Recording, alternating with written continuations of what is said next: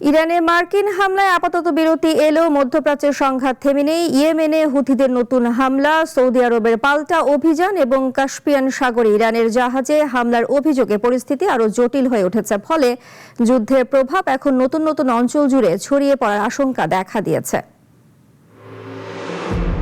টানা ১৩ রাত ইরানে বিমান হামলার পর আপাতত অভিযান স্থগিত রেখেছে যুক্তরাষ্ট্র। তবে হামলা বন্ধ থাকলেও মধ্যপ্রাচ্যের সংঘাত নতুন নতুন অঞ্চলে ছড়িয়ে পড়েছে। মার্কিন সামরিক বাহিনী জানিয়েছে, ইরানের নতুন হামলা না হলেও দেশটির বিরুদ্ধে নৌ অবরোধ এখনও বহাল রয়েছে। একই সময়ে ইরানও প্রতিবেশী দেশগুলোতে থাকা মার্কিন ঘাঁটিতে নতুন কোনো হামলা চালায়নি। হোয়াইট হাউসের এক জ্যেষ্ঠ কর্মকর্তা বলেছেন, প্রেসিডেন্ট ডোনাল্ড ট্রাম্প কূটনৈতিক সমাধানকে অগ্রাধিকার দিচ্ছেন। তবে আলোচনায় না এলে কি পরিণতি হতে পারে সেটিও ইরানকে দেখানো হয়েছে।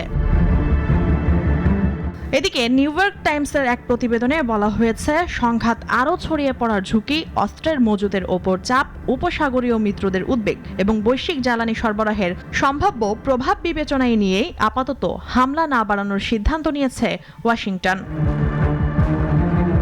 অন্যদিকে ইয়েমেন ইরান সমর্থিত হুতি বিদ্রোহীদের সৌদি আরবের রাষ্ট্রীয় তেল কোম্পানি আরামকোর জিজান ও ইয়ানবুর স্থাপনায় হামলার দাবি করেছে। সৌদি বাহিনী জানিয়েছে, ইয়ানবুমুখী দুটি ক্ষেপণাস্ত্র তারা ভূপাতিত করেছে। বিশ্লেষকদের আশঙ্কা, এতে হরমুজ প্রণালীর পাশাপাশি লোহিত সাগরের বাব আল মানদেব প্রণালীতেও ঝুঁকি বাড়তে পারে। এদিকে নতুন করে উত্তেজনা ছড়িয়েছে কাস্পিয়ান সাগরেও। ইরান অভিযোগ করেছে, তাদের একটি বাণিজ্যিক জাহাজে ইউক্রেন হামলা চালিয়েছে। এতে একজন নাবিক নিহত এবং আরেকজন আহত হয়েছেন।